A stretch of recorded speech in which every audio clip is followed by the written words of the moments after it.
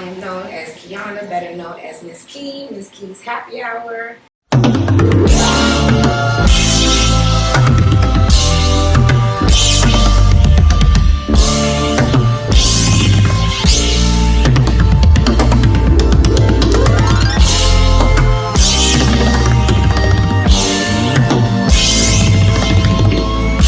Welcome back to the Unpleasant Thoughts Podcast. It's your boy Shampoo, aka Big Shampoo, back again with another special guest with us today.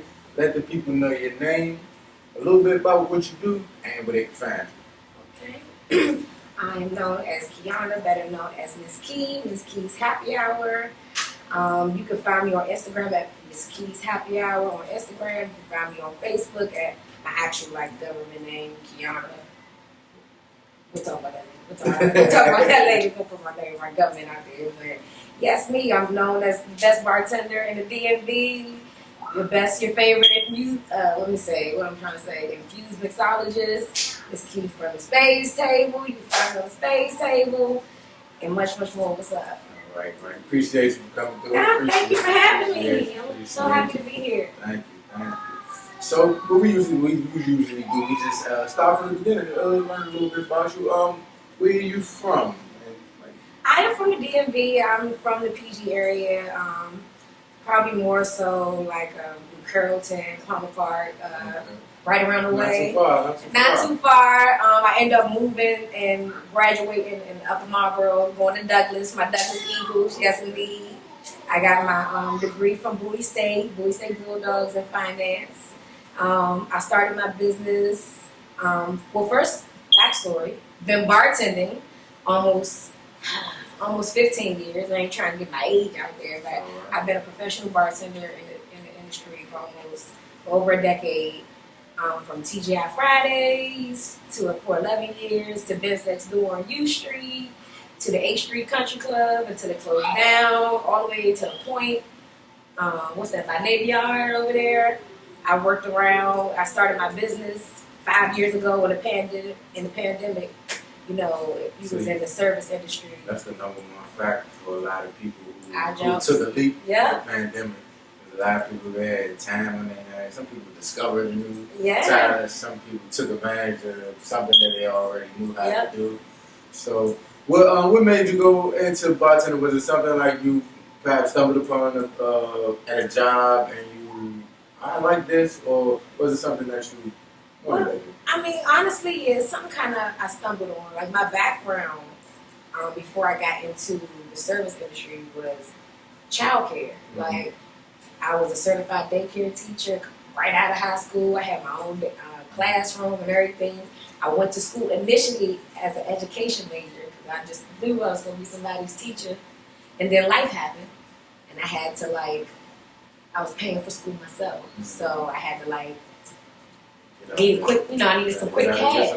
So I started working at TGI Fridays as first a host, and then a server, and then it just grew from there. And then I was realizing the bartenders was making it was where all the fun was. You know what I'm saying? It was where everything was happening. You know what I'm saying? And my personality always went with it, and they was always you should just come back you're here. A people person. Yeah, I'm very much a people person.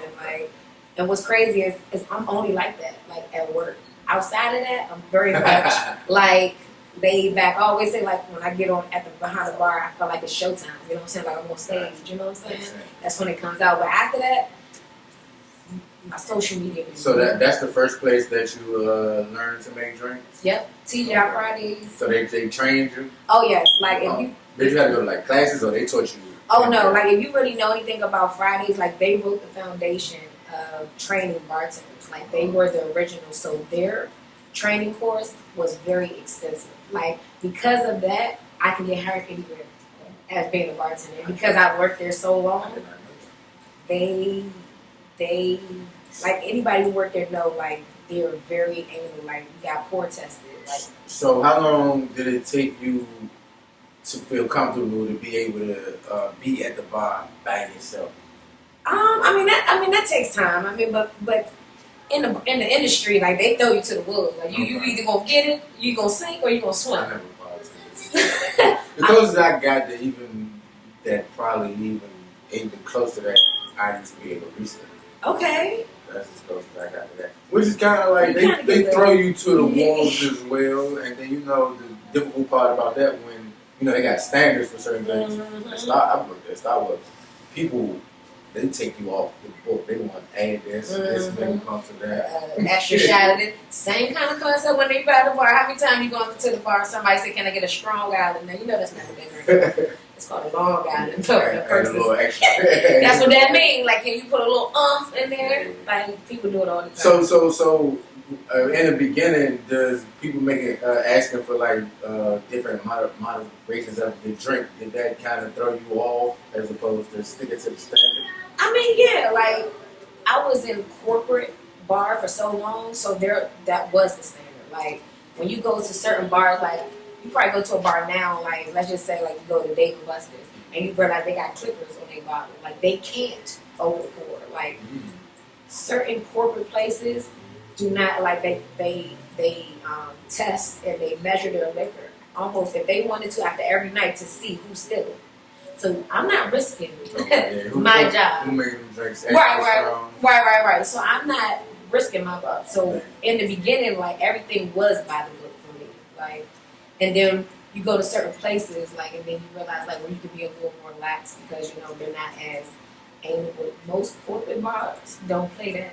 So those places where they track every single drop of the liquor, does that have an effect on, like, you and the customers? Like, somebody might be like, I drink not strong enough.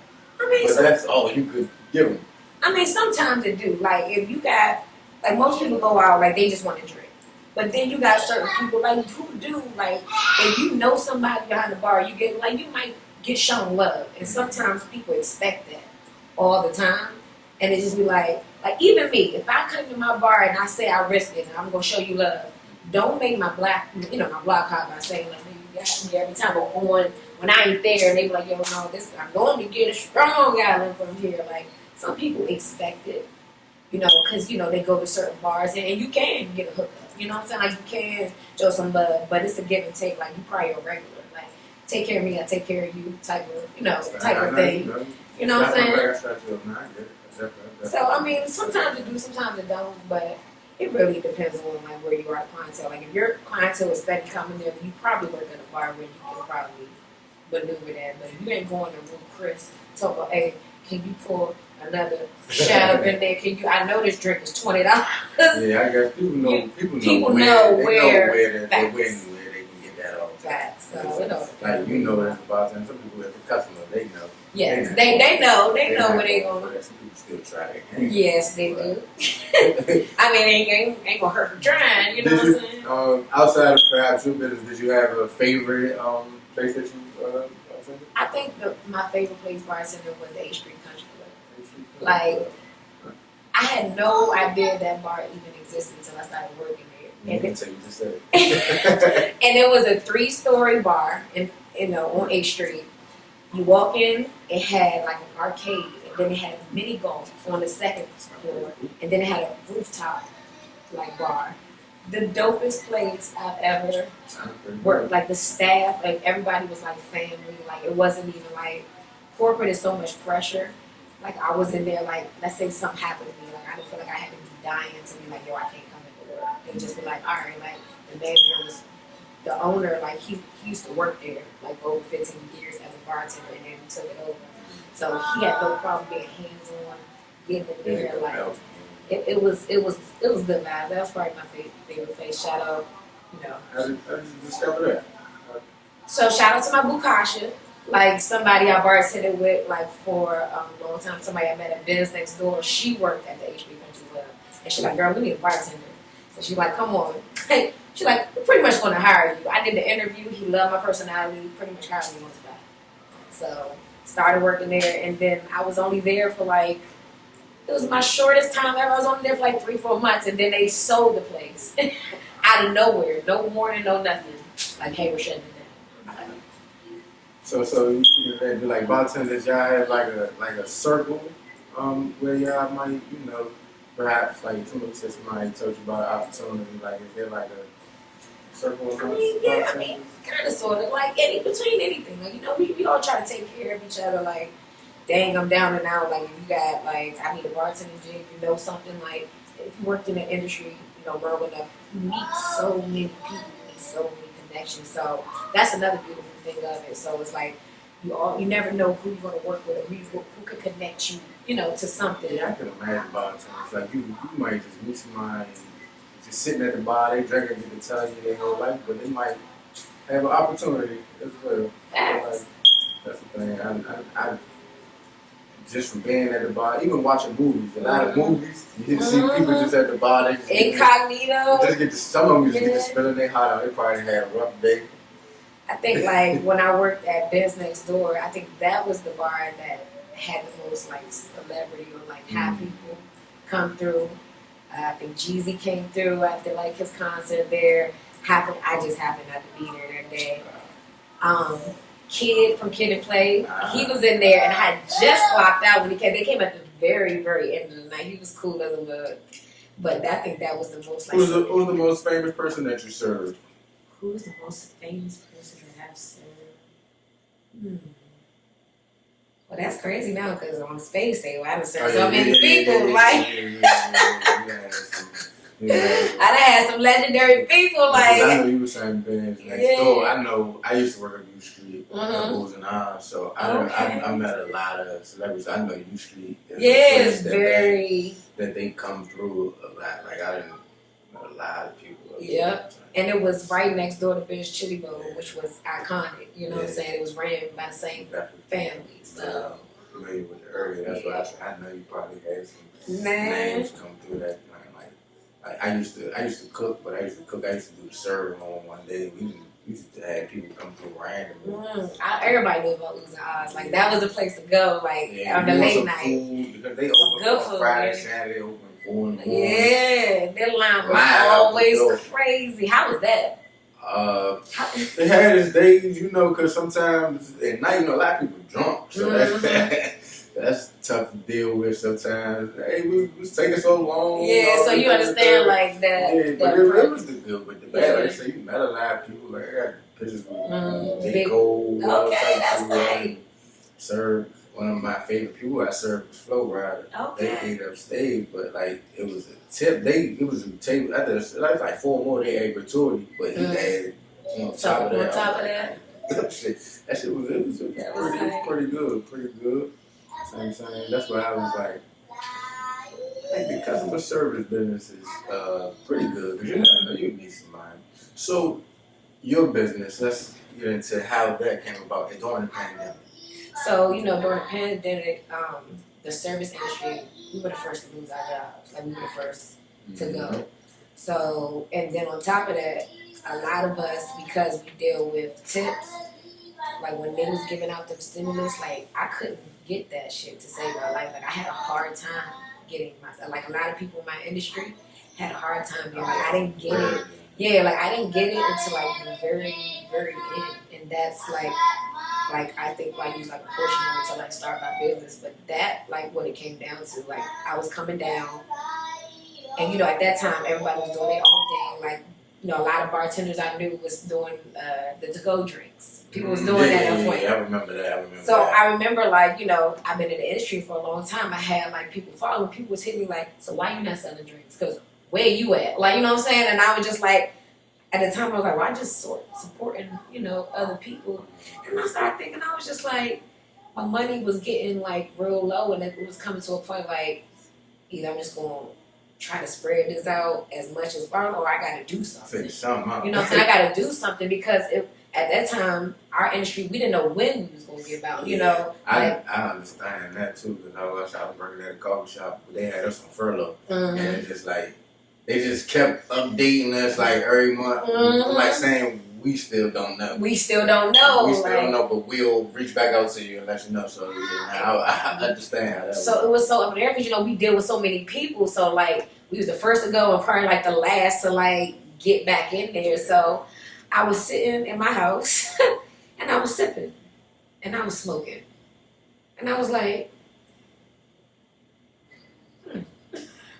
it's like, why can't I and do put the two together. What's your drink of choice? What's my favorite drink? So I love Jameson. So I am a green tea. I love a good green tea. That's probably one of my favorite drinks. And I also like to keep it simple. So something like old fashioned. Like I'm very much a shot person. So I don't need too much ingredients in my drink. Like give it to me. I can't do shots like I used to do shots. I think some too, like, because I'm a bartender, I don't really want to be difficult. So I'm like, just pour it out the bottle. You look busy. Like, it's okay. Shots, I ain't gonna, shots used to hit fast back in the day. Like, I was like, we go shot for shot, then next thing you know, you gone for the point.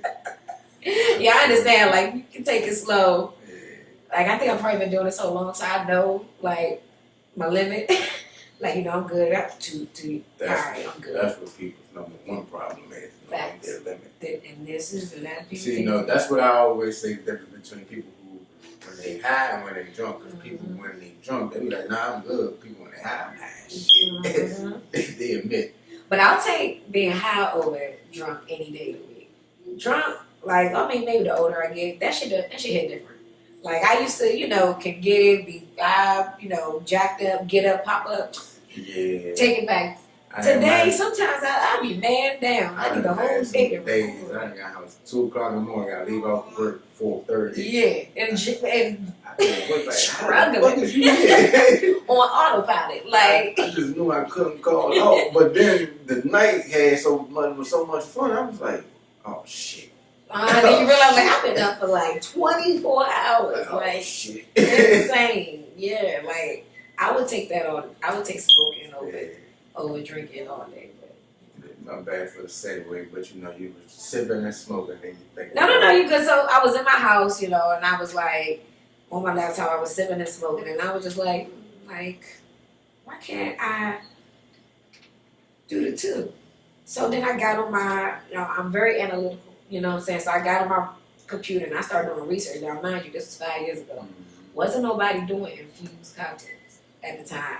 There was barely any research on, like, people were doing edibles, but there was very minimal, like, research on infusing alcohol and tree. But there was, So in my research, it was saying, like, how alcohol can be a downer.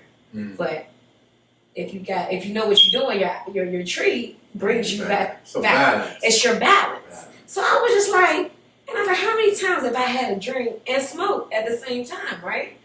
So then I was just like, so I started doing my research and I started doing, like, learning about edibles, and, like, I wanted to know how much to put in there. I don't want to put too much because of my research. It was just saying, like, at the time, like, don't, put too much in there, It made me nervous at first. Man, this basically like chemistry. It was like, and my degree was in finance. So me being me, I'm like, I got to find a formula. And then when in my research, I found the formula, and I was like, oh, all right, great. So then I started, like, getting my stuff together, and, like, I took my last dollars and I went out and bought all my alcohol, all my materials, everything I needed for my bar. I went and bought my label machine, the bottles. At first, I started with pouches. No, I remember the pouches. The pouches. Pouches was popping. People were doing the drop off. Yeah, the drop off, the deliveries, man. What a time when there was nobody on the road. I definitely remember those. And I remember I'd sit in my house and I probably did maybe a week and a half worth of research. And I had my homegirl at the time. She was crashing from New York. We were stuck in the pandemic together. And I was just like, I'm going to do it. And I came up with the name. And then I came up with Cocktail Chronic. And I was like, that shit is good. That shit. I like the oxymoron too. Like, I could be talking about anything. Like, it's just like Cocktail Chronic. Miss Kees Cocktail Chronic. So what was the first drink that you came up with and was ready to package it, was ready to go? So I think my first time out, I did a variety of drinks. Mm-hmm. I think I did mango peach sangria, which is still one of my top drinks to this day. I did and I always did a regular and an infused version. Mm-hmm. So you can choose. You can get a regular drink or you can get one with the THC. And when I first started out, everybody thought what I was doing was crazy. They was like, oh, nah, you doing too much. Like, you putting tree. And I had to literally convince me. I was like, you never smoked and had a drink? And they was like, that's always a challenge, though. People going to say you crazy. You crazy and you're doing too much. I don't know. But I would give like samples. And they started, like, they would try it. And they were like, yo, I don't know what you put in them drinks. It's delicious. And I don't got no hangover anymore. I was like, because if you think about it, you get your alcohol, but your weed is your medicine. That's like your Tylenol. Like, that's going to take care of your hangover. Let you sleep real good. You get up, you good. Everybody can be like, yo, I don't have no hangover. I know I was jacked up, but I ain't got no hangover. I got up in the morning, I was good. Thing about me, I think I'm one of the people. I don't have hangovers. Like, no matter how much I'm drunk. Like, I done probably woke up drunk, but like, I don't wake up like with the headaches, can't move. I remember the first time I ever woke up drunk, I stood up out the bed like, oh shit. I was like, hold on. Your world started. Like, did I not sleep? A little bit?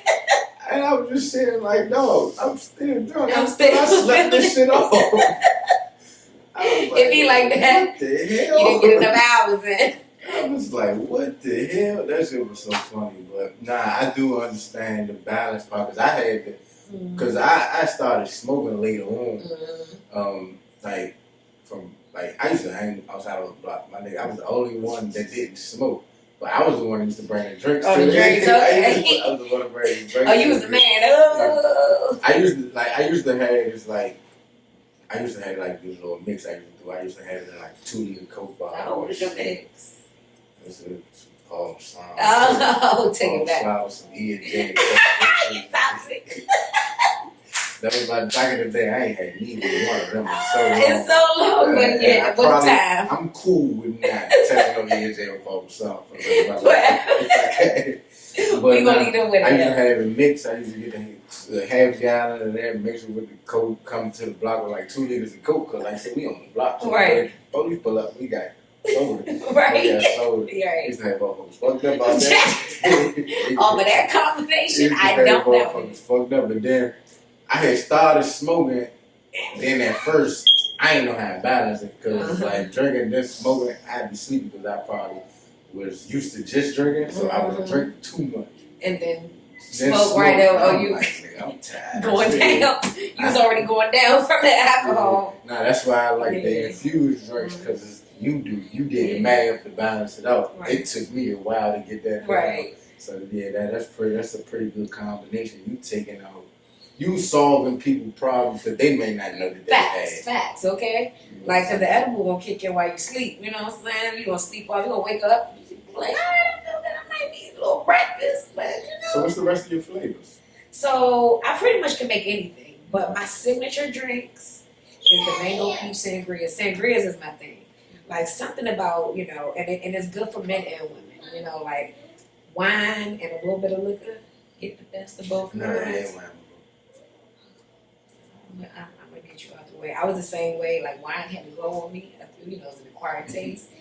But usually I tell people like if you're not into wine, start off with the sweet stuff, and then you'll move to other stuff. But a sangria I always suggest because it's wine, it's a little bit liquor, and it's like juices, like fruit juices. So you're getting like a little bit of a tropical like type of taste. You're like, oh, this is good, and all you need is maybe one.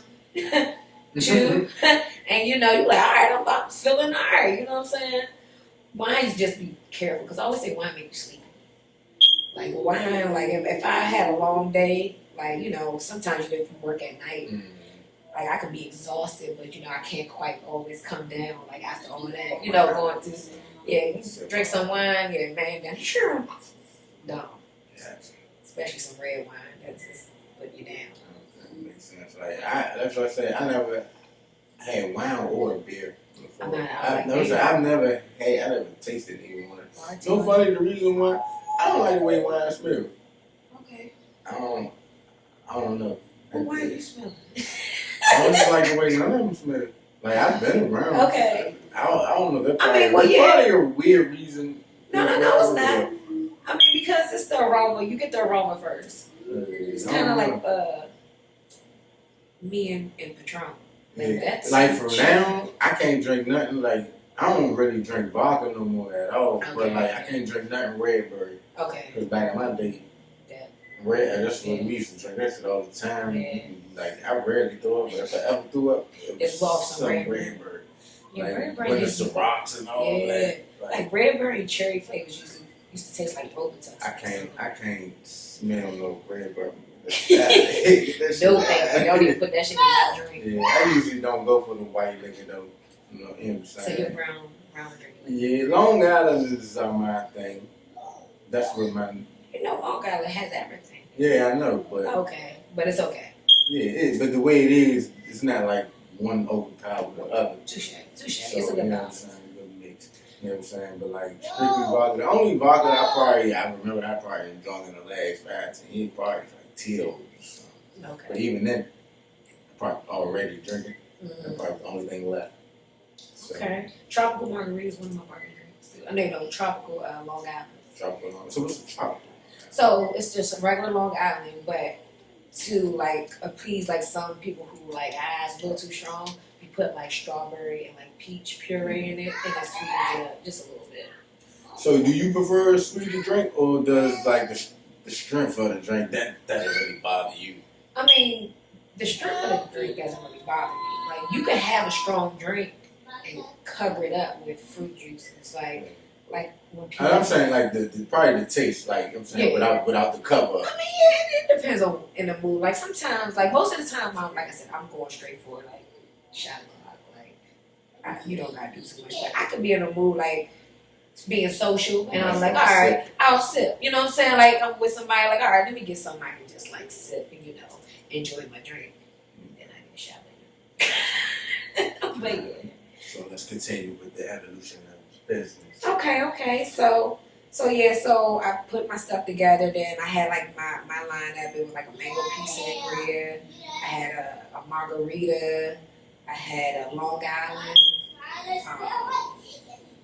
think I had 2 sangria. I had a red berry Hennessy sangria too. So you get your red and your white. And I think I had like one more. I think I had a green tea one. And then I did, so it was like 5 drinks, and then I did non-infused and infused. And I remember I did my logo, I created my logo, I did everything myself. You made it yourself? I made everything myself. Now this is a collab, like part of it is mine, but shout out to my man Pat. Pat, who does my clothes and my sponsor, he created the face. Okay, so you got merch and stuff too? Yeah. What kind of what kind of merch? Promo Star. Shout out to Pat. You know what I'm saying? He does the best customized apparel in the DMV. He literally came up with the face of the logo, which is me. That's me and my little curls. But then like the Miss Happy Hour part, like I created that. That's on my original logo. So I think now I'm up to like my 3rd logo design. I mean, that's always. We always rebrand and revolution. My very first logo was, I still use that logo to this day. It's very like I call it my PG.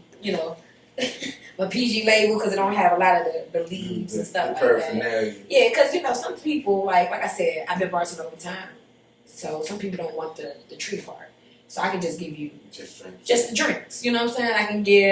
I can do like anything, just mocktails. You know what I'm saying? Like if it's something like for a teenage, some people just want like, I'd ask like, can you just come make a bunch of mocktails? And I'm like, sure. So I gotta give you a regular.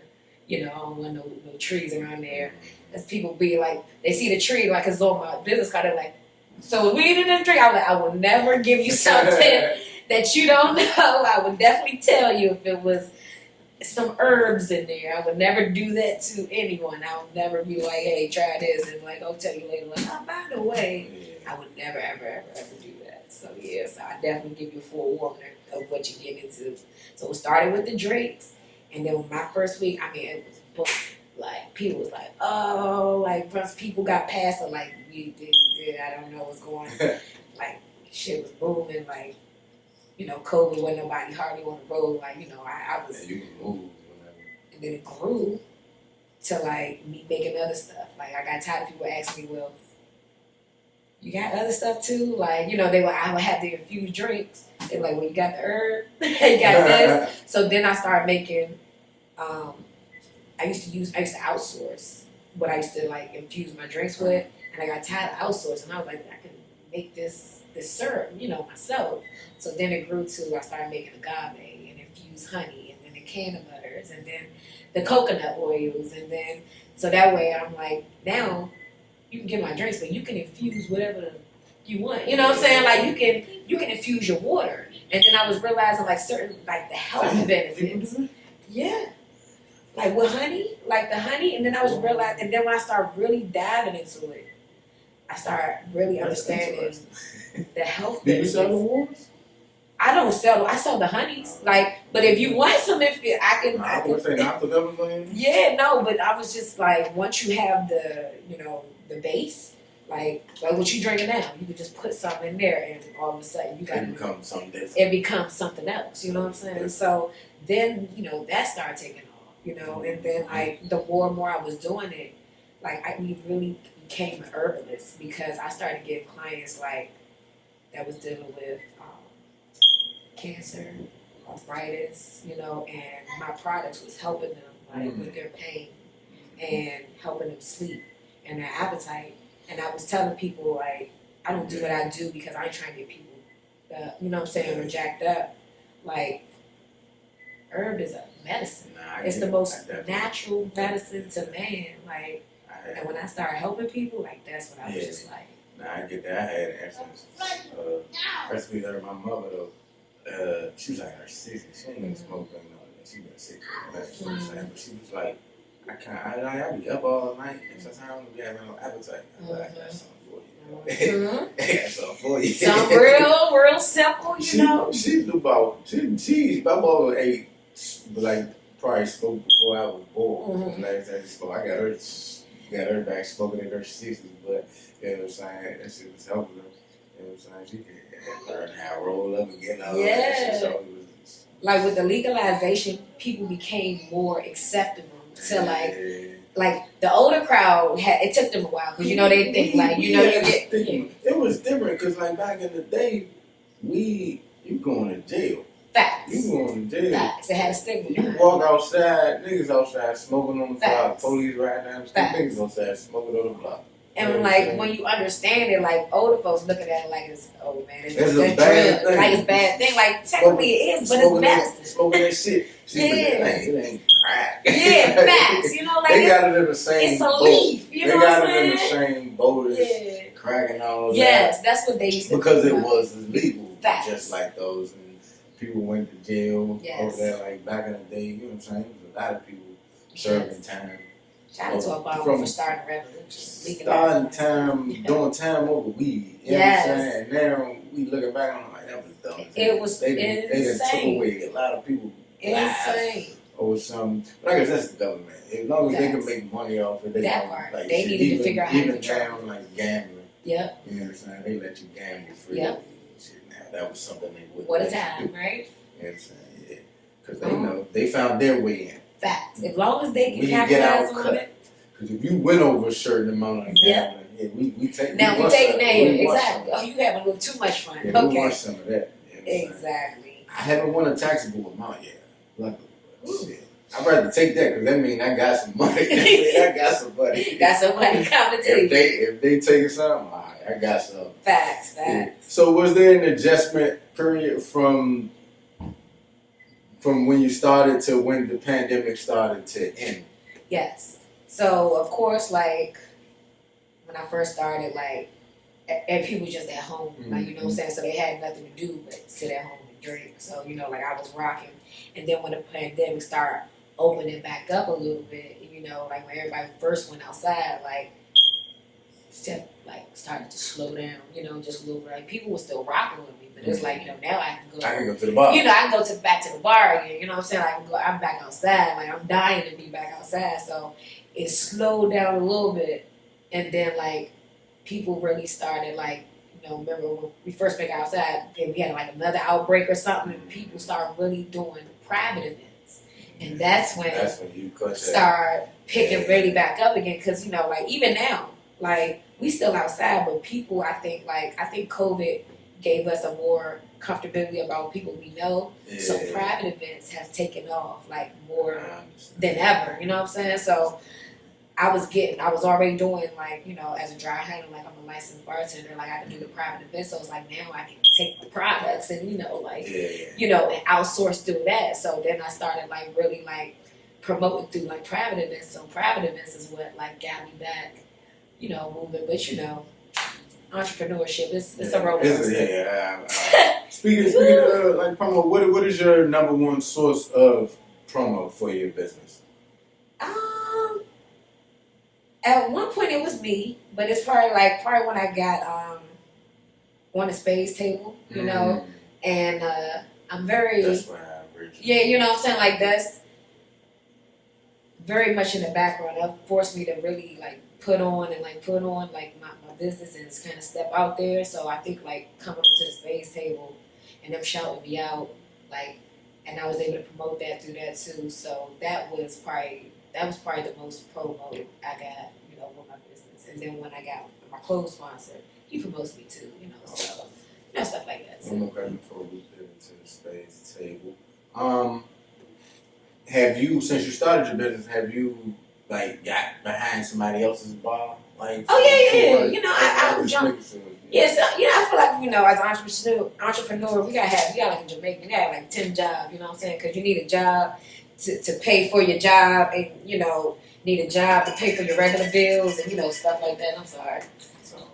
But, yeah, I feel like I'll go back and, like, I was at the Point DC, like, last summer, you know, I hopped behind the bar because, you know, buying alcohol, it gets expensive. Yeah, I can imagine. I got one of the most expensive businesses out there. Alcohol and herbs, blood. That's because I got a good chef. I got a good chef friend of mine, and he was just like, I can't see me working in nobody else's kitchen. Right. So I was like, all right, so what that mean? What you gonna do? You know what I'm saying? What you gonna do with you? I mean, it's hard. Like, I get it. That's what I'm saying. Like, sometimes you got to. You need him. Like, you gonna start something? Like, what you gonna do? You not trying to get nobody else's kitchen. You a chef. Yeah. So you better go there back. Don't need too many options, nigga. What you gonna do? You gonna have to do something on your own, and then whether that requires you to work somewhere else, why you getting it? You know what I'm saying? Whatever, you know what I'm saying? But the Spadez table, how did that opportunity come about? All right, Spadez table. Shout out to my team, my squad, Big Books, Sherelle Rowe, Boom, Brother Boom, my twin, Lene, Master Clips, Al Fury, my other twin, Big O, Tokyo, and then my boo Michelle behind the camera. Like, shout out to my squad. Like, I love them. I think we done had 3. We had Books on, we had Boom, we had Big O. Okay. So I think you're like the 4th member. Okay. I fuck with. That's why when I seen you, I noticed you. I seen the bucket. I said, "What that's it?" Yeah, that's my squad. Going good people. Over 2 years with the squad now, and it's been like how that happened. So Paul, the creator of the Spadez table, he the one that reached out to me. Originally, I was supposed to be a guest. He wanted me to come on and play spades. And he was like, I had one of your to-go drinks. Like, he's like, so I've been watching you and following you for a while. He's like, so he said, I had a couple of your drinks. Like, your stuff is really good, so I want to have you as a guest. He said, I'm going to let you know when I get your episode in. So some time went by, and then he hit me. He was just like, you know what, how would you like to be the official bartender of the show? And I was like, what? Nah, that's what I fuck with him. He look at that bigger picture. It might make more sense than having you just a one-off. Yeah, so keep you around. I came on, did like kind of like a trial thing. Like came on, like met everybody, and it just took off from there. Like, so when it comes to the when you're doing the Spadez table, what's your best, like the number one drink there? So everybody has, like, I've done it so much, everybody has their own signature drink. So I know what everybody pretty much drinks at this point. So Rose, she don't drink. She does my signature mocktail mule, which is mint leaves, and then I just put like orange slices and lime. And she pretty much would drink that with ginger beer or just water. So she don't drink at all. But Paul, Boom, Big O, they're normally doing margaritas. or they're more margaritas. Paul sometimes he started off with the rum punch, like the sweet. That was one of my signature drinks, and then like moved to the margaritas, and then shout out to Razor Tanner Shop. That's where we film. His signature drink is the green tea with the Jameson. Everybody, that's my thing too. My twin, we don't mix shot o'clock tequila all day. Go through a lot of tequila at the space station. Tequila. So I feel like for the last couple of summers, tequila been the tequila been the drink. So what's the best tequila? The best tequila. Because I know the popular ones, but I've always heard when it comes to that, the popular ones aren't really the best per se. I'm gonna say the best tequila in there is the one we had. I can't even think of her brand, the black-owned tequila brand. She just came on Space Haven not too long ago. Her tequila is really good. Oh my gosh, her name is slipping past me, and it's insane. We gotta figure that out. I'm gonna go look at my phone and I'm gonna figure that out later. But yes, because I know like what they off to like the Luna Zoo joint, and Don.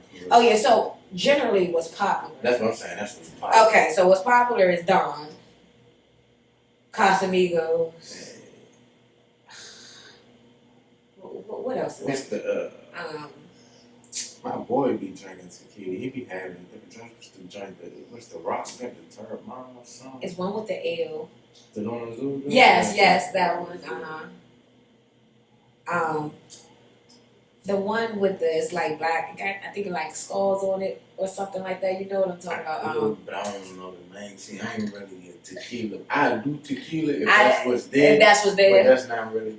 Like, I usually only be drinking Long Island. Okay. Like, I be drinking a Long Island. I buy a bottle. You don't got time to venture. I buy a bottle of Long Island.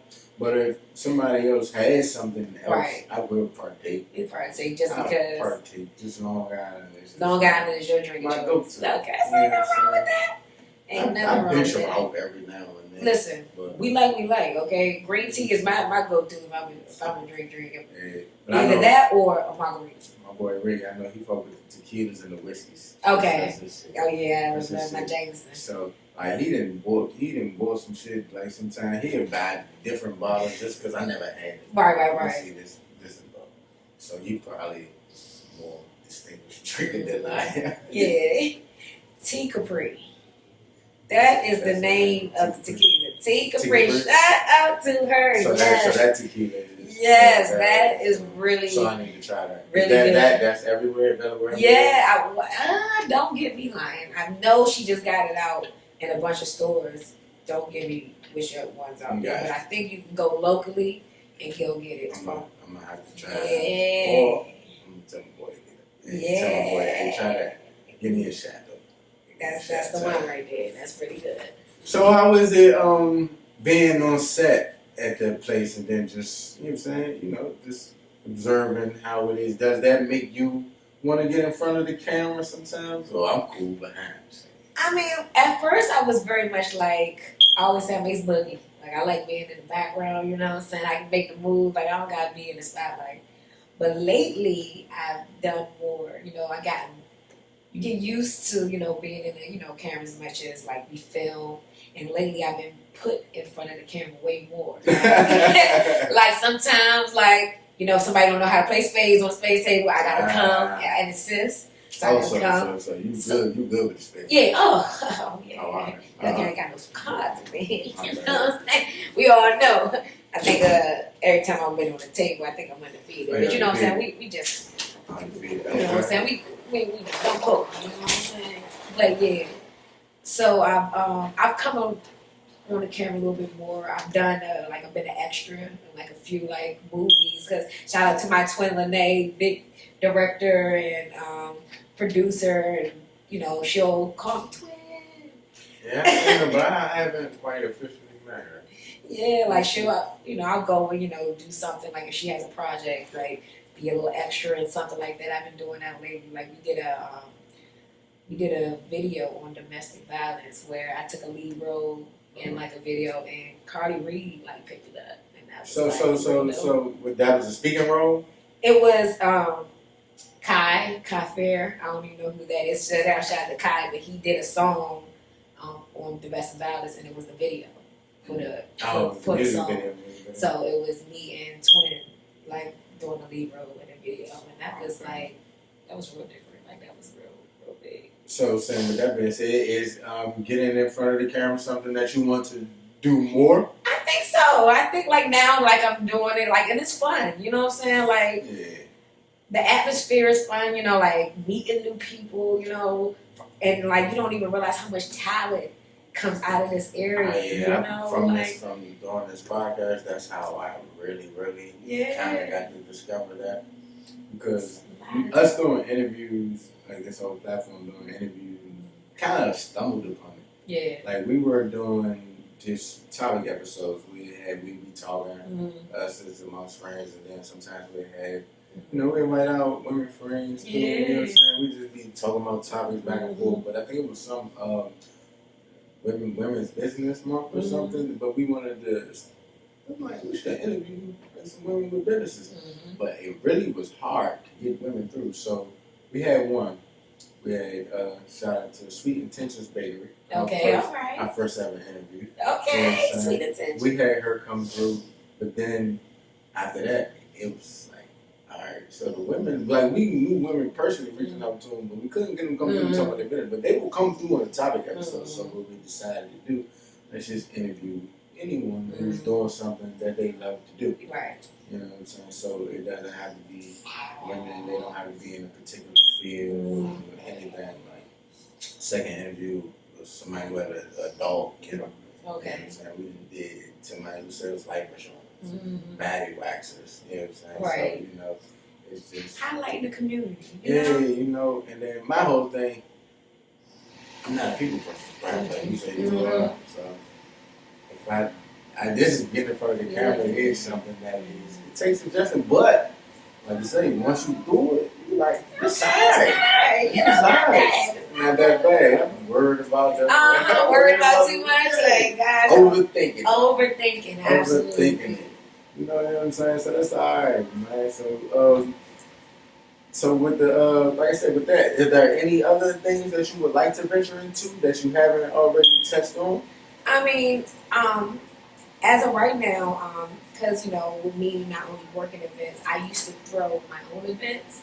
So I would like to, probably venture out and probably looking to get into maybe an event space or whatever. So that way I can have a place where a lot of my clients, I travel so much doing it there, I can have a place where my clients can come and throw their own events. And because I've been doing it so long, I got all the pieces, like the bar, I know DJs, the chefs, I have all the pieces.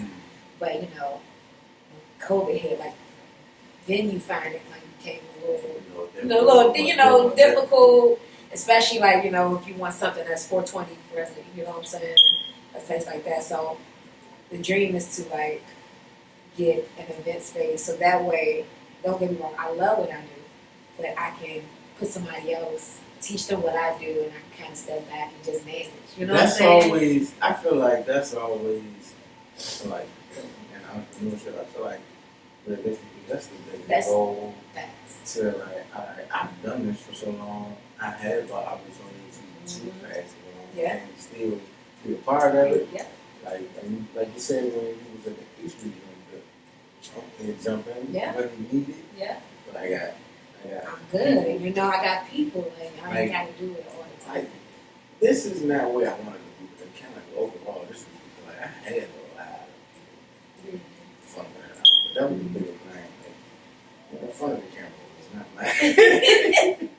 But look at you, It wasn't my favorite thing, but I like it now. I like it. I said initially, it wasn't really what, but I like it now. But I also know that there's other talents out there, like you were saying, in this earlier, doing the podcast, I get invited to concerts and a lot of things, and from those concerts, I meet new artists that I would have never heard of. Even though they're not popular, the music is great. Right. You know what I'm saying? I come out with my camera, so I meet a lot of cameramen because it's the thing. You see me with a camera. Alright, what you shooting with? Just to start the conversation. Part of a whole community. You know what I'm saying? Alright, what you shooting with? Just to ask questions because I'm curious. Because I want to see what you post from what we did. I want to see how it look. Like what's your style? You know what I'm saying? We might go work together. You know what it is that you do. You know what I'm saying? That's the beauty of this business. Like you meet so many people that's on the same path as you. You know what I'm saying? Or trying to do it, and it's just like we can all. I feel like if everybody had that mindset, we would be further. But because me personally, like even with talking to like partners like the pod, I know he's a production, not a podcast. Yes, production. Absolutely. You know what I'm saying? But even in the similar community, it's not a big one, but I was just like in that spectrum, podcast spectrum, in this area, we should be more connected as a whole. Yeah.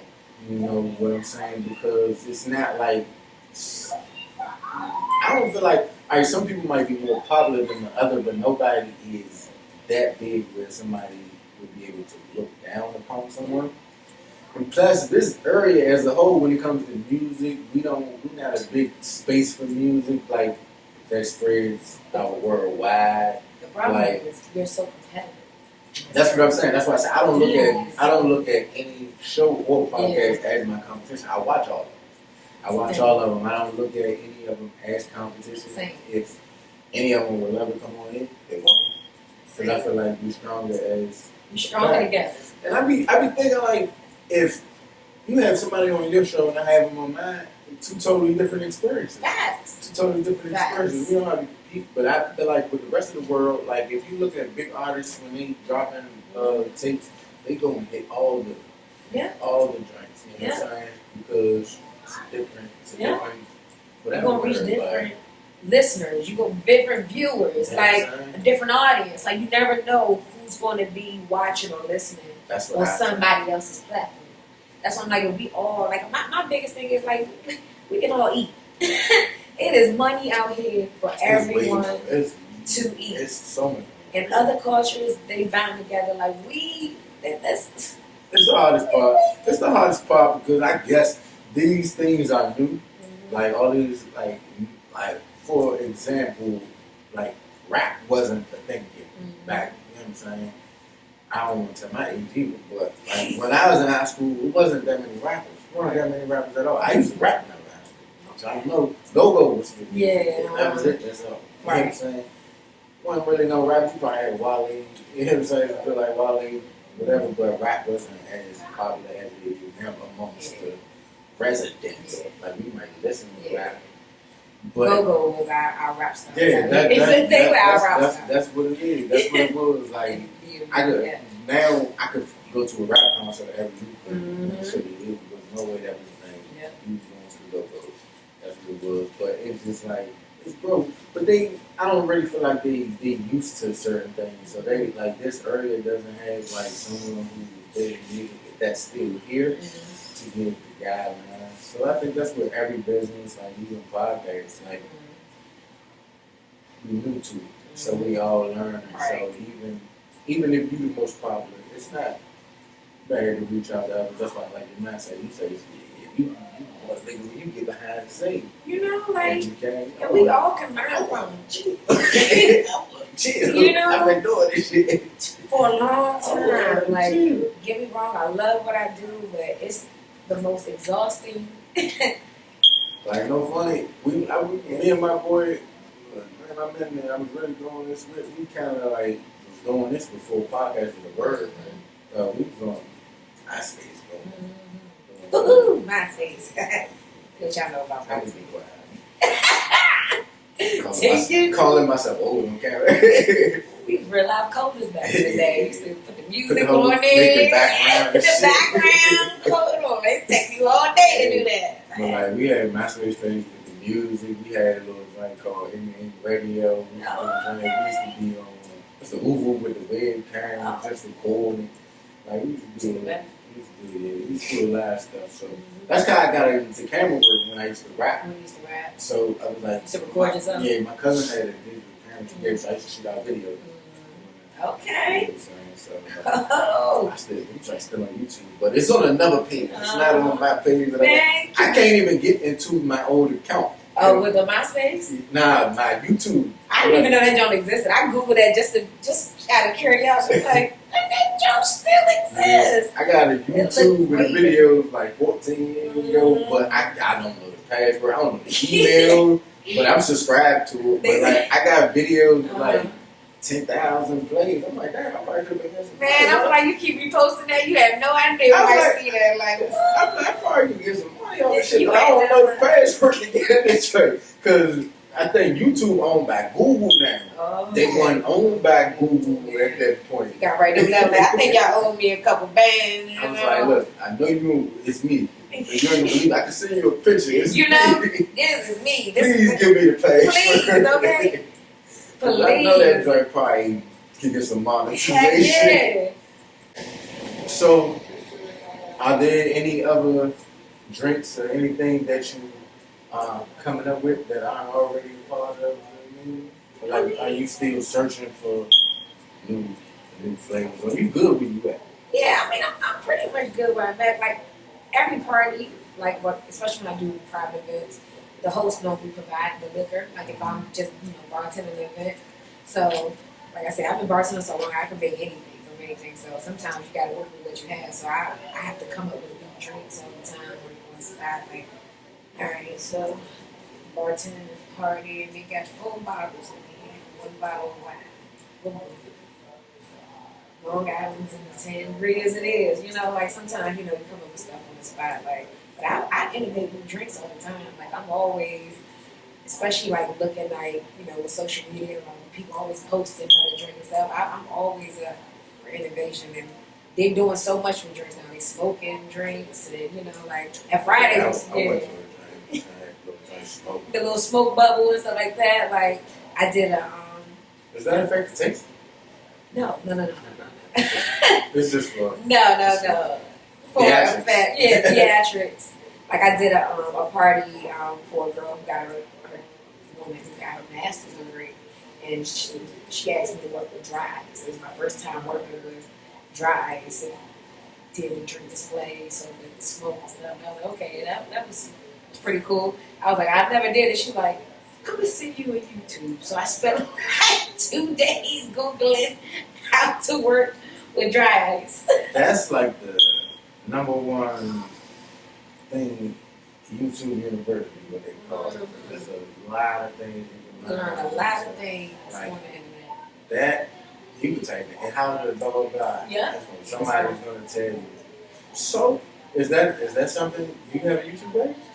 I don't have a YouTube page. Is that something you consider to I mean, I probably should, like, teach? Like, when I be on, like, in my mode, I be trying to record what I do, but I'm busy. Like, if you know anything about, like, bartending or anything, like, from the moment I get there, like, the moment I set up, somebody like, hey, let me get that. So I have a hard time recording myself, so I need to get better and, like, trying to record. Yeah. That's what my twin just said. She's like, you got to get you a tripod and just set it up, and just record while you. See, I got the little stabilizer thing for the phone. Okay. When we first started, we recorded off Apple. So it's definitely possible. Just have you at the bottom. Like, so you might need to get on Twitch and just stream. Just stream. That's another one. I be so out the loop. Like, I was never into social media until, like, I started on this. And that's because I was forced to, I feel like you need it nowadays. It's free advertising. It's an easy way to reach a whole bunch of people. At one time. Even people that you might not even know that you're reaching. Facts. The quickest way. It's the quickest way to promote it. And it's free, And it's a lot of them. So, like, the algorithms are... They're wicked. It's hard to understand. Yeah, somebody trying to explain the algorithm. Like, one day you might have 1,000 views, the next day 20. 20. You like, what is happening here? The craziest thing I noticed about, like, even on Instagram, when I go outside, I'm outside on some big shit, my story get the most views. But my thing is, how do y'all even know I'm outside? Is that word? I'm in the house. I'm in the house chilling. It don't get no views. But when I'm outside, everybody's doing it. But it's like it don't show you a preview. Right. So how y'all know I'm outside? It should be crazy. So I don't know, the way technology is now, it must just boost it because you outside. Just because they might tell your location. You might be in a location that's popular. Yeah. And we got to show this off. Yep. That's like when you talk. So crazy. That's like when you talk about something, all of a sudden the advertisement pop up with your name. It's been some things that I ain't even typed. I understand if I Google it, but it's some shit I only thought about. And then I see it. All of a sudden an ad pop up. I'm like, you know what the hell? God, listening to my shit. They might have got some shit. We look at the phone, somebody unlock it. It might be in our brain. You say one keyword and your phone is going see you all the ads like insane. So even tapping through the stories and the ad in the middle of it. I don't know. Or you just happen to go on somebody's story and all of a sudden that friend is in your might be for somebody you might know. Somebody you might know. How you know who I know? I know. How you know who I know? Spadez, man. Got some Spadez. Insane, yep. So a lot of people are against technology. Like I know they got like AI and all of that. Are you someone who uses that or against that? Like you know, like even Chat GPT or something like it. I use basics. Because I know ChatGPT is something that's like a lot of people. I met an artist. He said he's an AI artist. I don't fully understand. Like musician, I don't fully understand. But I feel like some people are embracing it. Some people are shunning it. What do you? Okay, what's how you follow? Like nigga, I said I'm just now getting into. So you used to use that, but yeah, you know, I'm at the beginning stage. Like even now, like I'm like, dang, should I get a Twitch? Like, should I get? I would say so. Like it's so many, like you said, so many platforms. Like I've had Facebook and Instagram, like forever. I heard TikTok is good for certain things. I'm not all that TikTok savvy, but I heard TikTok. If you got a TikTok, then go up. I have posted one TikTok. But it's not of actually me. It's something that I recorded when I went out. And it just, like you said, that world is crazy. Yeah. Like you never know. Yeah, but I heard TikTok and Twitch, like the streaming is. Yeah, I've been hearing about Twitch a lot. Streaming is definitely valuable. It's something I did. I was doing this a while ago, but I wasn't really consistent. I was streaming me and him in the house. Doing nothing. Yeah, so he would be in the house just chilling with me and him, like playing around. He had a Nerf gun, basketball. Y'all was in here going in. You know what I'm saying? We just in the house bored. Yeah, bored, yeah. Especially like during the pandemic. Like he was born in 2019, October. So not too far before the pandemic. Like when I got furloughed, like I was in the house with him all the time. So it's just like we can bored. Yeah, get creative in it. Yeah. Some do, but then now he say he want to stream Roblox. Their generation be far. He gonna have you on all. When he get on, he gonna have you on all the. Nah, he fine. He texting all. Man, I'm texting nothing. He text me back. That's funny. With the quickness. With the quickness. That's too funny. Like, I could imagine I was 5 texting cell phone. Yeah. Probably only I was at an event and my phone, I was bartending outside at a pool party, and out of nowhere we got hit with a tsunami. My phone got ran out, right? And they're in shambles, right? My son, 15. Oh, it's all right, Mom. We got an extra phone. He gave me his old phone. I'm like, well, I don't know how to. He's like, don't worry. He done took a SIM card out. He done fixed my stuff. I'm like, kids are way more technical. Yeah. He's like, all right, just back your stuff up. And I'm in there playing in shambles. Like, oh, God. I lost everything. I lost everything. Oh, gosh. No, I got you. I was like, kids are way more tech savvy. So that's why I'm more so down with embracing technology. Like even AI, like ChatGPT, I talk to it sometimes just to see, like, I'm interested in like other things, like movies and things like that. I run ideas past it. Sometimes I'm like, nah, I don't like that. That sounds dumb. Like what you talking about? That sounds stupid. That's nothing like what I said. Not at all. But it's cool. I think it's more so good to bounce ideas off. I wouldn't listen to you completely. Right. It's like, just curious. Right? You haven't been outside. Right. You're not. You ain't been. You don't know how it is. Right. Actually being outside and dealing with multiple people you ain't. You know what I'm saying? So, how important do you think it is, like, as far as business is getting outside, and maybe you might be in that event, but like just networking. Networking. If you're in this business, that's the key to everything. Like, even like I said, like entrepreneurship is a roller coaster. Like, even if it's an opportunity where I might go and do something just pro bono, just to like, because I want to be in the room with great people. You know what I'm saying? Like, I'm like, fine. I'll maybe a quick little sample thing just to be in the room, like, because all it takes is one person, one opportunity, like, to like change your life, you know. And if you believe in what you're doing, like, you gotta believe in what you're doing. Right? Gotcha. If you don't believe it, it's facts. And like, if you really believe in what you're doing, like, somebody is speaking your name in a room that you're not even in. So I gotta believe, like, no matter how hard and difficult, because I've been times I've been like, fuck this, listen. But every time I do, a bigger opportunity calls me back in and just lets me know, like, all right, I'm doing like that. I gotta keep going, like, doing what I'm doing. So networking is completely important. So kind of on the same path, I want to break it up prior to your favorite moments, but I'm going to do like different categories. Your favorite moment when you were for your business, when you were just working at the bar, your favorite moment, then your favorite moment from you working as a business owner, and your favorite moment as part of the Spadez team. Okay. So one from each category. So my favorite moment before my business, just being a bartender, being a bartender, I think it was when I was probably when I was working at Fridays, like right before.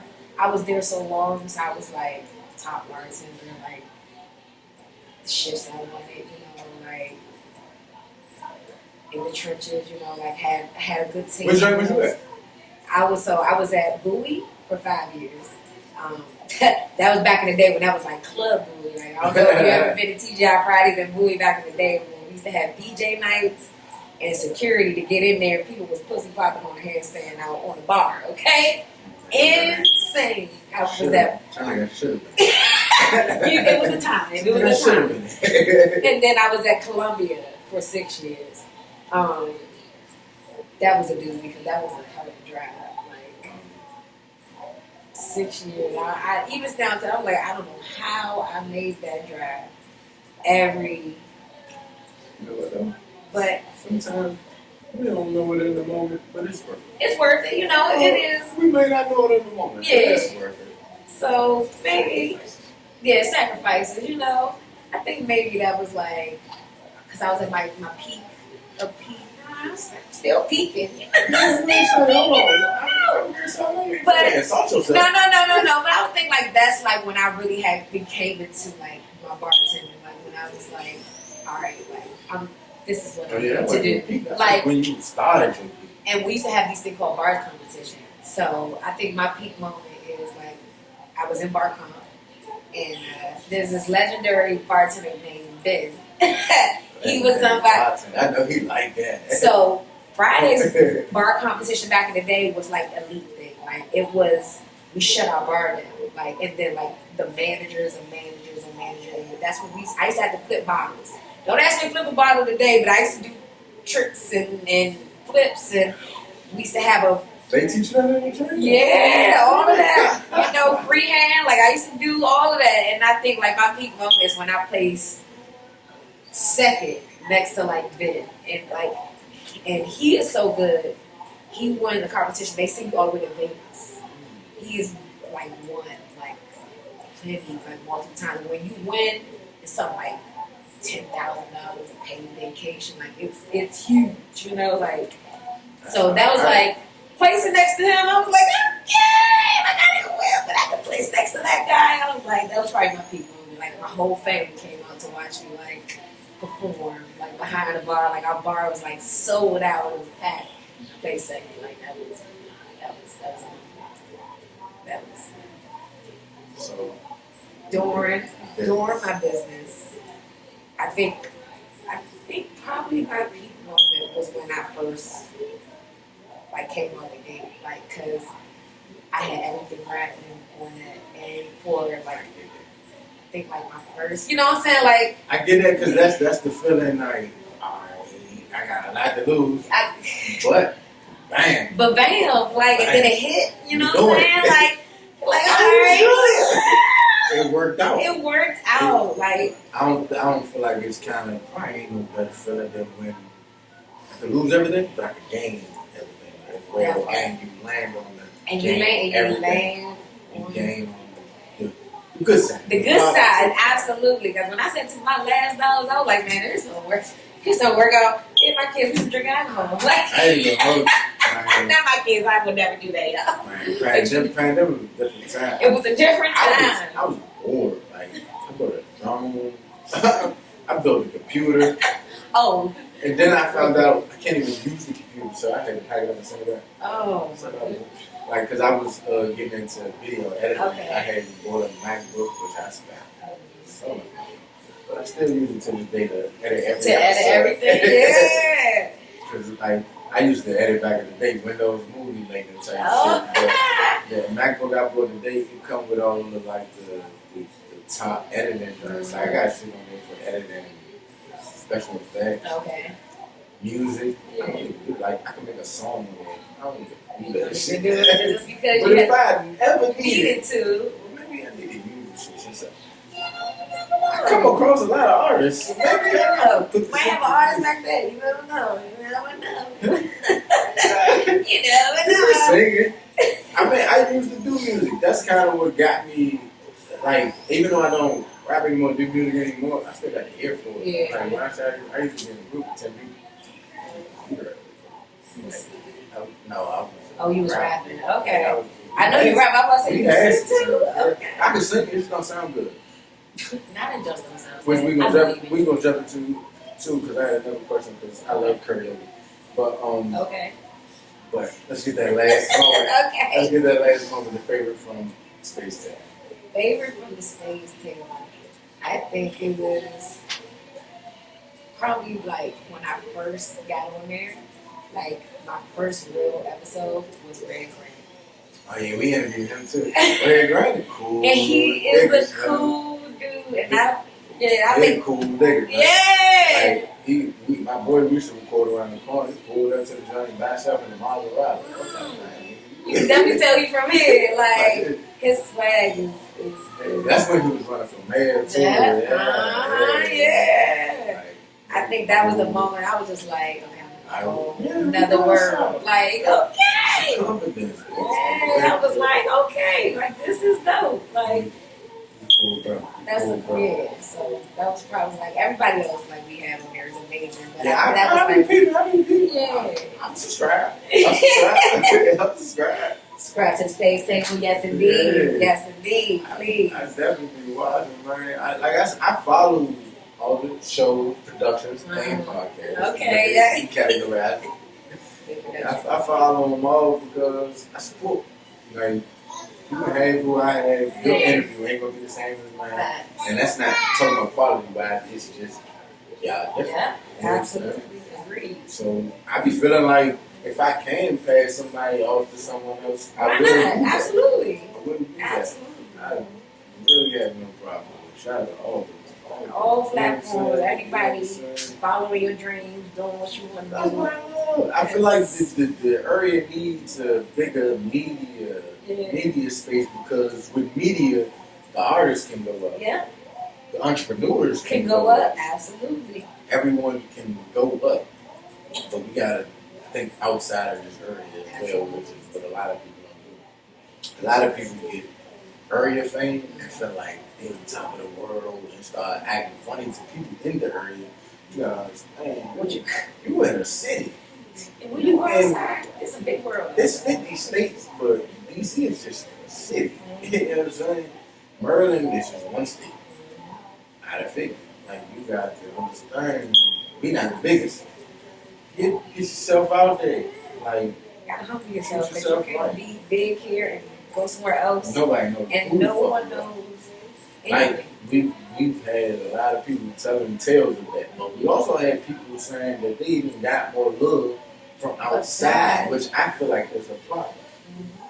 Mm-hmm. People shouldn't fuck with you more, especially if you've been trying to put your work in here.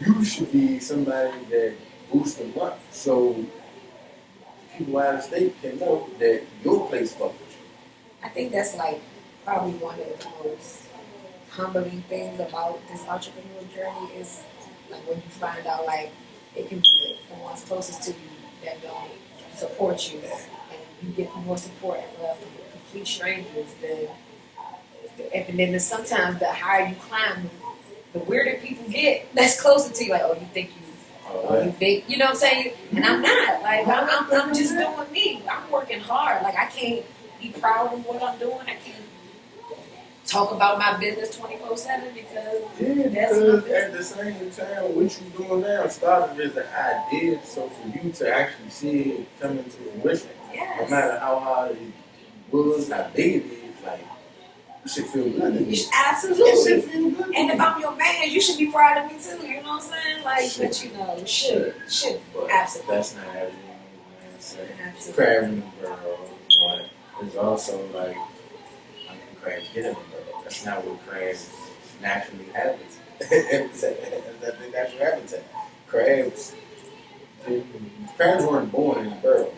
So crabs in the barrel is them people in the circumstances that they came from the ocean, which is the biggest. Yeah, people crabs in the barrel are things in the establishment that they were unnaturally born. You know what I'm saying? So I guess that's why it's one against the other. Yeah. So it's just about breaking people out of that mindset, you know, which is the hardest part. People were probably raised by people with the same mindset, but it's becoming easier. Yeah. In a sense, like, I could, from the things that's going on there, I could pass knowledge with my son, whatever he want to do. I got more information than perhaps my mother had towards teaching me about what I want to do. You know, so even if I don't make it, I can still help you because I've seen that from coming up.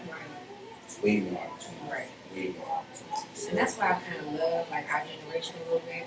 It's more of us trying to be entrepreneurs, trying to do our own, you know, thing, like versus like the generation before us, like our parents or our parents' parents that was only taught to go to school, get a government job, and work 30, 40 years and retire, and that's supposed to be life. Like, should not be. That part, like if you break the mold and you go work for yourself, if you put as much energy as you can into working, you know, for somebody else, and that's what you want to do, like, and do it for yourself. People are content working for someone, but I don't. I was never content. I never wanted to like working for people ain't really my thing because they treat you like whatever. Never. Treat you like whatever. And I feel like I've always done shit my own way, like, you know what I'm saying, like, and it always worked out. Me personally, I feel like at jobs I did too much. That every word was underappreciated because the minute they don't need you, they don't need you. They don't need you. They don't need you. You are expendable. You know what I'm saying? Right. I didn't Absolutely. I didn't lead off just because maybe I have less people, but I'm like, I didn't need it. I think I didn't bust my ass all sleep. We appreciate you, but that part. We gotta drop people. So, damn. So, you know, just learning. I feel like I was born at the perfect time, like, because it's just like I seen how it was and I see how it is, and I got a kid who's in the space. I can tell him how it was. I see how it is now with you. Absolutely. So, like, when you tell me you want to do this, I'm not going to say that you crazy. Right. Because I seen it, like, you know, parents nowadays, the stuff that we might want to do, it's not realistic. Facts. But we now it's realistic. Yeah. I've seen it. I've seen it like you seen it. I've seen it like you seen it. Yeah. You can do it. Yeah, absolutely. You know what I'm saying? So whatever you want to do, just be as good as you can. Yeah. You know what I'm saying? And then however I can help. Yeah. Let me know. Same. That's why we here to network and work together, come together because we can all eat out here. Really said the children are the future. Yeah. I believe in it. My child won't be the future. Shit, I'm going to do everything I can to make that boy the future. Bro. Absolutely. We got potential. He probably don't know how good women can be. Facts. And when you know what you know, you shot him like I mean, I'm having working camera. Yeah, like he seeing you like starting like from here and you got your cameras. I had him on as a guest. Yeah, okay. I had my guest on the phone. I had my guest on this. That's him. Okay, alright. This is going to be the musicians when they do the mic session. Okay. Let me get on say that on my mind. Are you sure? You got no music? You got no musical talent? No. In the car and in the shower. That's why I say. I'm in the whole video. That's why I say I can sing. It's gonna sound good. That part. But no, I say I love you. You got like a host karaoke. Oh yeah. So that's what I'm saying. Well, yeah. So let's touch on that. I'll be behind the bar too, and then recently I started, hosting. People, want me to host their, events. So I started hosting karaoke at Tempo every Thursday. Come see your girl, me and Pat. It'd be a whole situation. We started like 8, and then we go to like 11, and then it's a whole after party till 2 a.m. So karaoke is 8 to 11. Karaoke is 8 to 11. You get on there, sing your stuff, get on there, do your my boys do karaoke legends like early used to be a drum. Used to be wasted line. Used to be at that time. They used to. I worked on A Street, never been there. That's crazy. I don't be there. That's just God. But they had Taco Tuesdays with karaoke. So it was $2 taco, $2 margarita, exactly. $20 per person. Everybody. The whole club drunk. We drinking. We having a great time. $20 per person. We get the whole club drunk.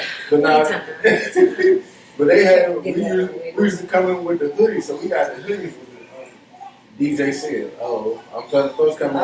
If y'all don't sign up for this karaoke, y'all not getting on this mic. We'll sign up one by one. Duets, I don't know, trios, whatever. Y'all was having a good time. Like, karaoke is something me and my friends love to do. Yeah, like, you see, like, it's how just... you get into that? How did I get into the karaoke? So, I know Pat. Pat's been at Tempo, like, for a while. So, he asked me not too long ago, I did a hosting gig for, Community Love Hub. Shout out to Community Love Hub, where he did a whole thing. It's at the National Harbor, where he did a whole fashion show, like for his brand, and he had to drop the mic artists out there. Like it was kind of like a R&B battle or R&B cipher. That's what it was considered. Like had a DJ. Yeah, that job was dope. So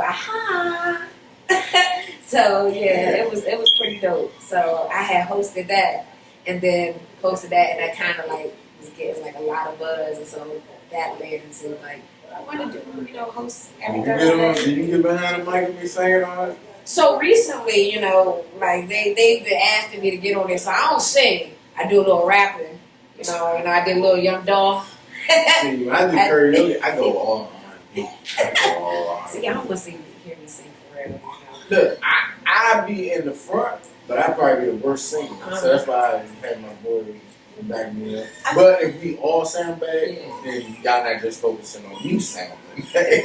Touche, because we a unit, okay? We sound bad as as a whole organization. See, I don't be singing because I feel like as a bartender, all I do is yell, so I feel like my voice is just permanently raspy all the time. I feel like I've been raspy for about 15 years. Come on, get on the mic. Get on the mic. See what I do. So we gonna come through, and then I'm like, hey, yeah, we gotta do it. Say me and gang. Me and gang. We said we're gonna do this Tina Marie and Rick James. I'm doing Rick. That's fine. I'll be Tina. I'm doing Rick. Okay. That's cool. That's cool. That's my shit. I love karaoke. Y'all heard that next Thursday, y'all coming through so we can see the duo, right? We've been looking for a new spot too for karaoke since the joint closed down. Oh yeah, that joint open till 2. Hey, man, that's a so bad. That's what I like. They be laughing it. They be having other events in there too. Like I think they got a live band on Saturdays. You be having on other days? I have visited, but not consistently. Yeah. So consistently, you'll see me in there Thursday is your day. But I'll pop in every now and again just to just to see what's going on. Like when they had their live band, the crowd would be in there like they be cranking. Then I think they did not too long ago. They did a live karaoke. So kind of like what we do, but instead of the DJ, the band was actually playing, like he was performing. Like I seen the clips, I was like, oh, that was dope. I ain't like, never did. Yeah, so the band was actually playing, like you was a performer. That sounds lit. That was dope. I said, yeah. I ain't never did no shit. Yeah, that's. I don't know if I got no confidence for that. Cause it's a whole. My bad, y'all. I'm like y'all lit, and I'm up there sounding like something. I'm up there like sounding somebody stepping on my foot. Like I was like, oh, I feel like everybody that follow me, they know my go-to karaoke song.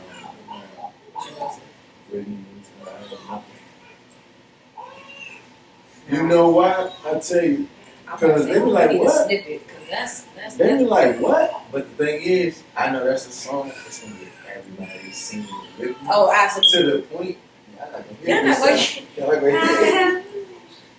everybody at that point, everybody's singing with me. They're not gonna get me sounding so bad. Strategic. Not right now. Copyright. All right. Thursday. I'm be coming Thursday. That's Whitney Houston, y'all. Yeah. As soon as I see him, I'm paying in the mic like, hold on, no, we got one right here. Yes, indeed. But I like to let it play out. I don't want to do it when I first come. Oh yeah. I might gotta get a little liquid. Might gotta get another song and then put that. On. You gotta warm up to it. Absolutely. That's the grand finale. Another joint with me and my man, we'd do a Drew Hill, or we would do Cisco Incomplete. Okay. Drew Hill. We'd pick a Drew Hill song or Cisco. Are you doing it? We haven't done that one yet. We usually 5 steps, beauty, or in my bed. Oh, okay. That's classes, okay. With it. Yeah, but that's the top. Nothing to mention. We need to do that. We need to do that one so we can put on a show. Yeah, I mean, because if you don't do that, when that song comes on, we need to put on. We need to put on the show. Yeah, now that you mentioned that, I like that. Absolutely. Please do.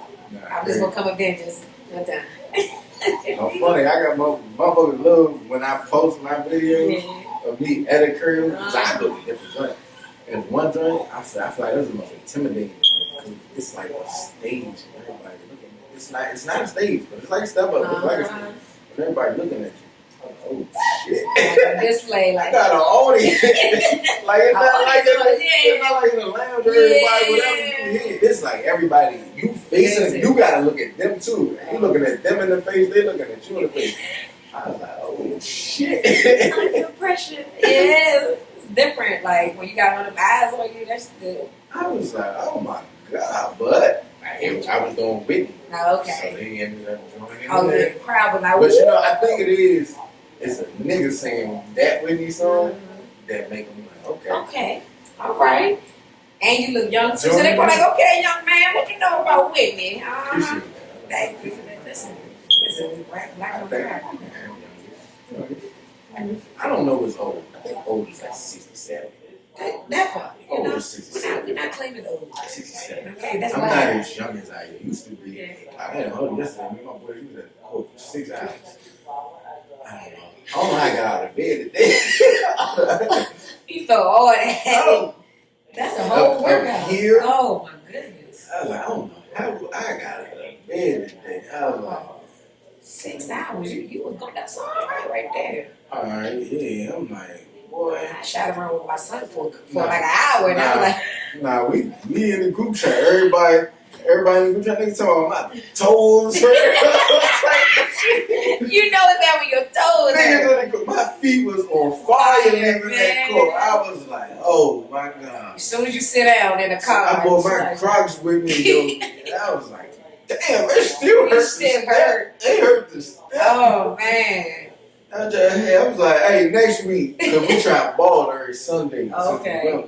But we haven't balled for 6 hours. That was different. I don't know what the fuck. But the reason why, because new people kept pulling up. Oh, okay. So we got to keep it going. Keep it going. We've been balling, new people coming. And your adrenaline was going, so you didn't even realize it until to the end. Afterwards, then you stopped. Yeah. Like, my mouth tight as hell, boy. I had my son, hey, yo, grab my hand. Oh, your old man to the car. Really, old man. Need some ibuprofen. Yeah, damn. I don't know, something. Yeah. I still got some muscle relaxers from my accident. Oh, yeah. Needed one of those. Oh, a night. That shit had me. Gone. They told me when they gave me the muscle relaxers, you got something to do. Don't take it. Take this when you at home. I play bet. I ain't that shit. I'm like, he had AIDS. I'm going to feed him. Yeah. Fix it something. He good. Yes, indeed. Like, wake me up if you need. Yeah, that part. Yeah. He will do it. Get up, nigga. I need you. That's all I need. That's all I need. You good? He don't need me for nothing to eat. But that's what I'm saying. Like once he good. Like I got 2 boys. All they need is food and entertainment. Period. And that's a TV or some type of game device. He not with PlayStation, TV. Oh yeah. He good. He got everything you need up in here. I was like, boy, I'm hurt. My kids got a whole drawer of like when I'm mad, like I ain't cooking today. They got they Lunchable. You gonna got some Chef Boyardee in this joint. You got some noodles. You got something you can make on your own. Only thing you can make is certain. Give him some sandwich meat. That's all right. Peanut butter and jelly. That'd be the next step.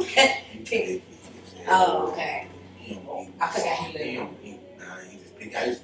Oh yeah, I was about to say he in the that's why I'm judging. I was pretty young until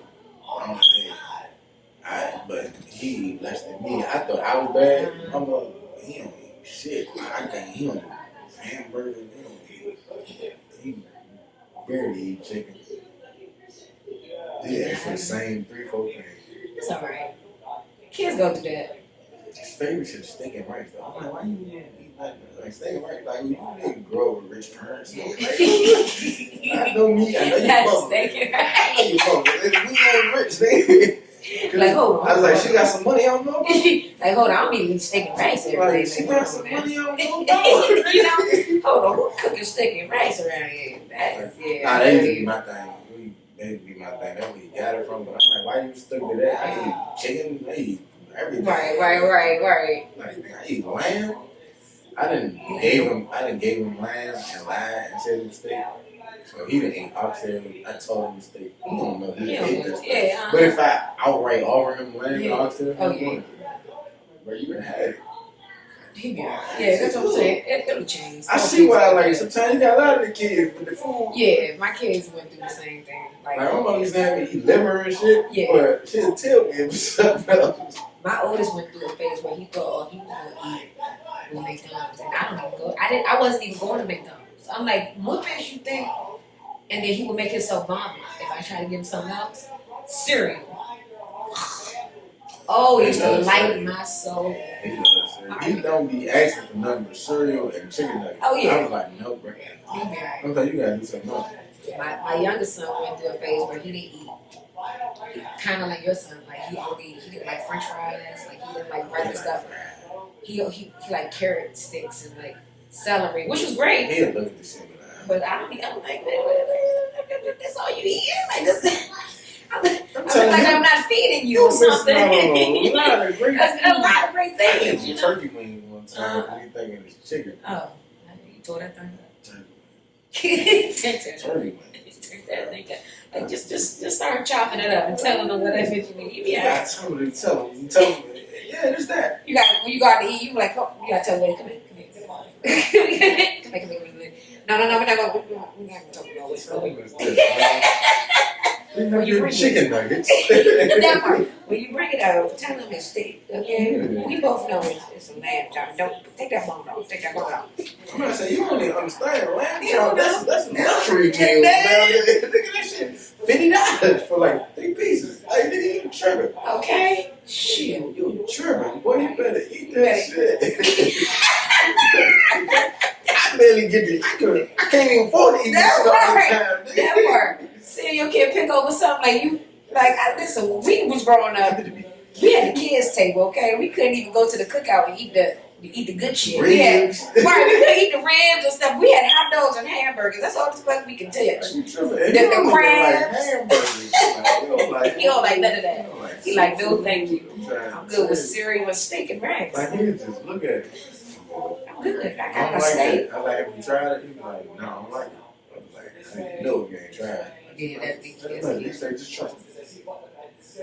What? Insane. What do you mean? I was raised by my dad, so my dad used to do this.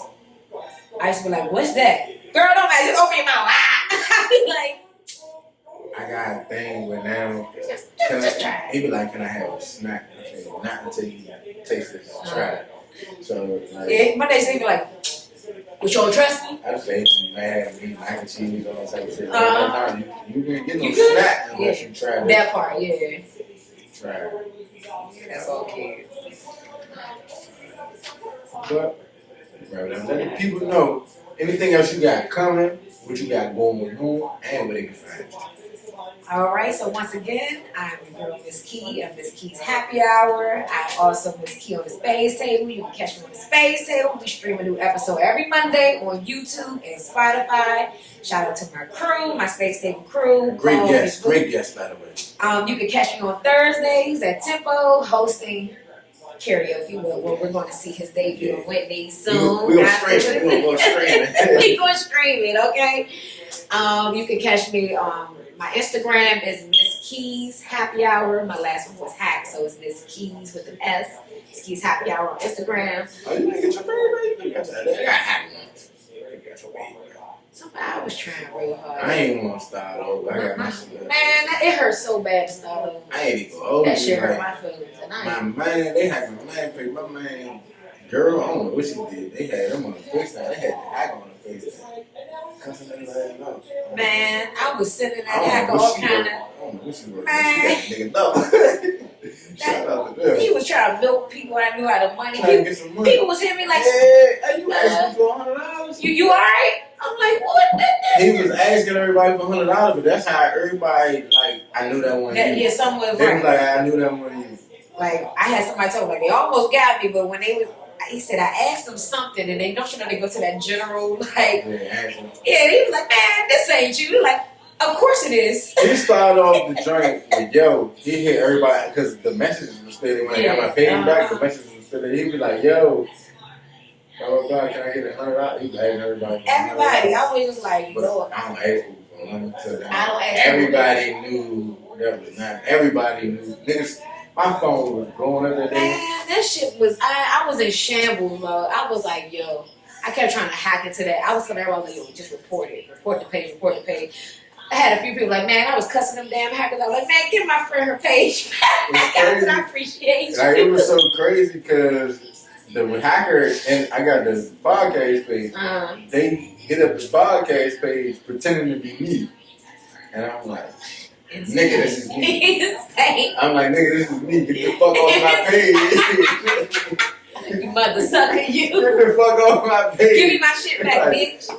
Man. So no, this me for real. I'm like, bro, I'm me. Man. What did you talk about? That's what somebody was like, yo, that is not you. Like, I know it. They was like, no, for real, it is me. They was like, yo, you are a diabolical. Like, all right, man. Yeah, they changed the passwords to the joint, all that shit. Man, they emails. What's the two identification factors? They did everything to lock me up. I guess I called him for that because they let me put my face in it. They gave me, I got my shit back. Like, no funny.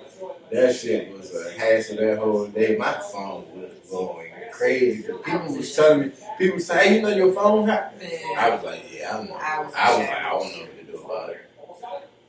I was like, it's already better than posting all that work. I was like, yo, just start over. Hell yeah, especially when you got like a good, you know what I'm saying? And it was my business page. I'm like, this is how I get my business out. Like, this is how I communicate with my people. Yo, it was horrible.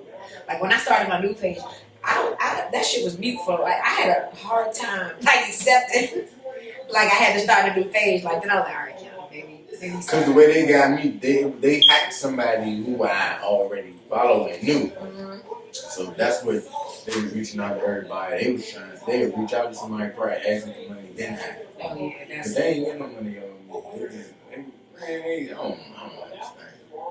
That shit crazy. That shit crazy. Yeah, thank you for having me on here. I appreciate the love. I appreciate it. That's right, man. Show love, man. That's the purpose of the podcast. Yes, indeed. Yes. I feel like unpleasant thoughts, you know. When you hear the name, you hear something. We're from Sea Pleasant, that's all. Yes, indeed. If you need a bartender for your private gigs, you need a host, anything, hit up your girl. If you need any to-go drinks or anything like that, I do deliveries. You know, hit your girl up for all your event needs. Yeah. Let's get this money. Let's have a great time while doing it. Okay. Thank you. Yes, indeed. Thank you for having me. And button. Yes, sir.